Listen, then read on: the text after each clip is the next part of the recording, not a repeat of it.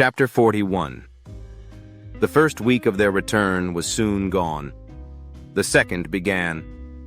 It was the last of the regiment's stay in Meryton, and all the young ladies in the neighborhood were drooping apace. The dejection was almost universal. The elder Miss Bennets alone were still able to eat, drink, and sleep, and pursue the usual course of their employments. Very frequently were they reproached for this insensibility by Kitty and Lydia, whose own misery was extreme, and who could not comprehend such hard-heartedness in any of the family. "Good heaven! What is to become of us? What are we to do?" would they often exclaim in the bitterness of woe. "How can you be smiling so, Lizzie?"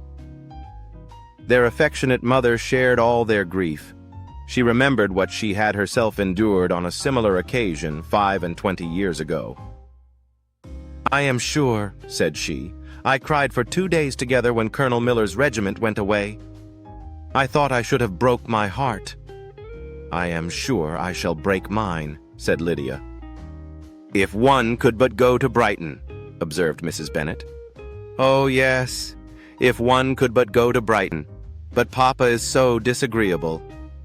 A little sea-bathing would set me up forever, and my Aunt Phillips is sure it would do me a great deal of good," added Kitty.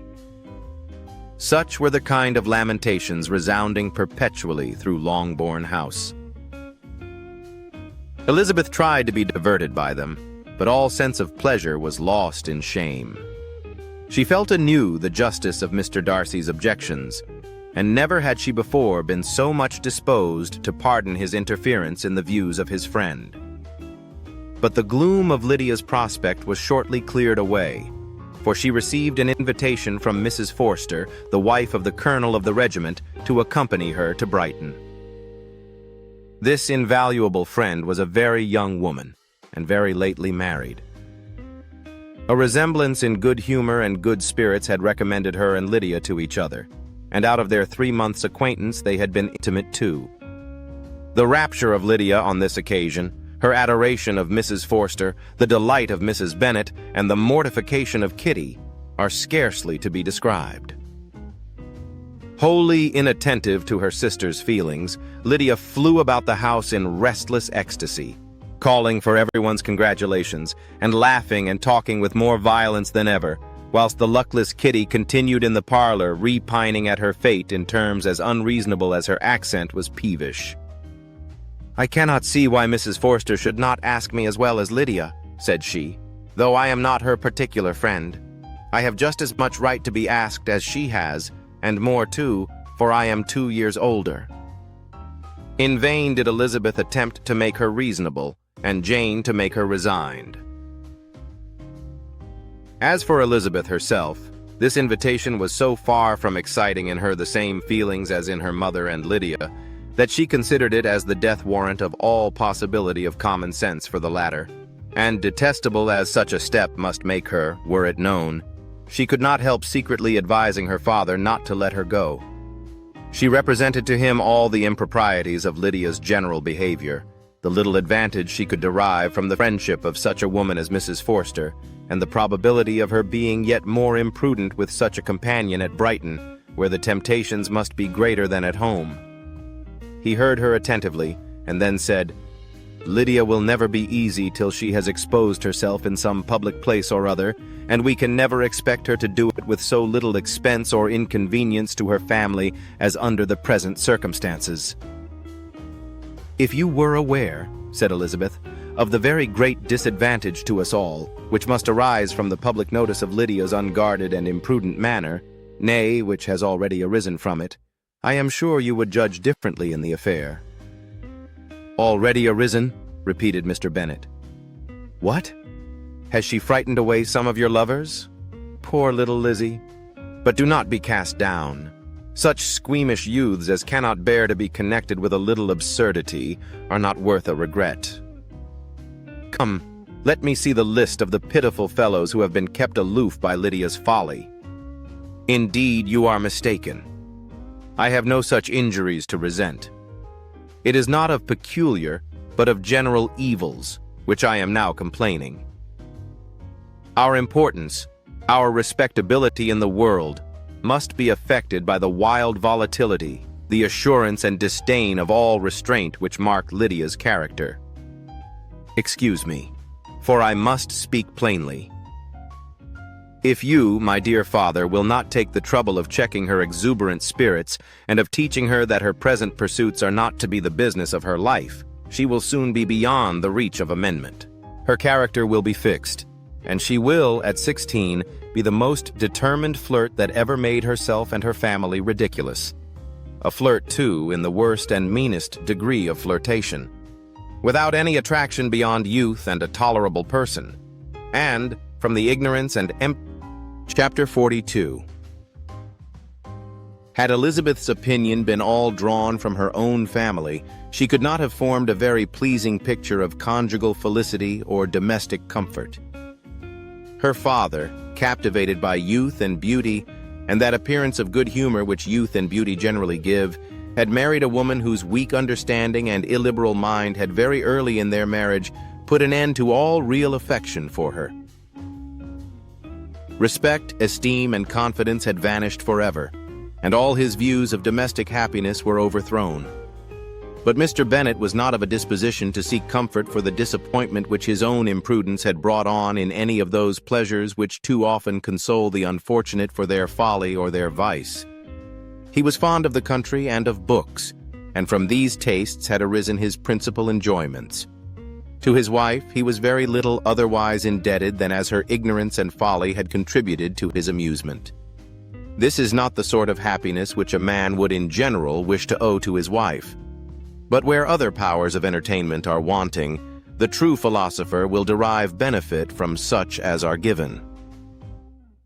Elizabeth, however, had never been blind to the impropriety of her father's behavior as a husband.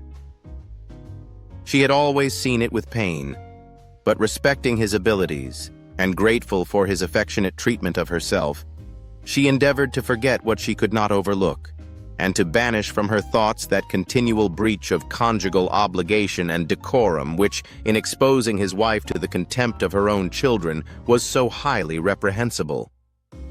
But she had never felt so strongly as now the disadvantages which must attend the children of so unsuitable a marriage, nor ever been so fully aware of the evils arising from so ill-judged a direction of talents which, rightly used, might at least have preserved the respectability of his daughters, even if incapable of enlarging the mind of his wife. When Elizabeth had rejoiced over Wickham's departure, she found little other cause for satisfaction in the loss of the regiment.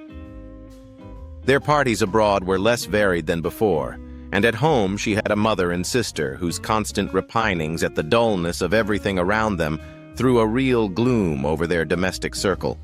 And though Kitty might in time regain her natural degree of sense, since the disturbers of her brain were removed, her other sister, from whose disposition greater evil might be apprehended, was likely to be hardened in all her folly and assurance by a situation of such double danger as a watering place and a camp. Upon the whole, therefore, she found, what has been sometimes found before, that an event to which she had looked forward with impatient desire did not, in taking place, bring all the satisfaction she had promised herself. It was consequently necessary to name some other period for the commencement of actual felicity, to have some other point on which her wishes and hopes might be fixed, and by again enjoying the pleasure of anticipation, console herself for the present, and prepare for another disappointment. Her tour to the lakes was now the object of her happiest thoughts. It was her best consolation for all the uncomfortable hours which the discontentedness of her mother and Kitty made inevitable. And could she have included Jane in the scheme, every part of it would have been perfect. But it is fortunate, thought she, that I have something to wish for. Were the whole arrangement complete, my disappointment would be certain.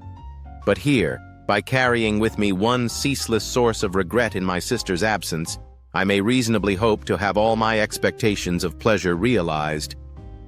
A scheme of which every part promises delight can never be successful, and general disappointment is only warded off by the defense of some little peculiar vexation.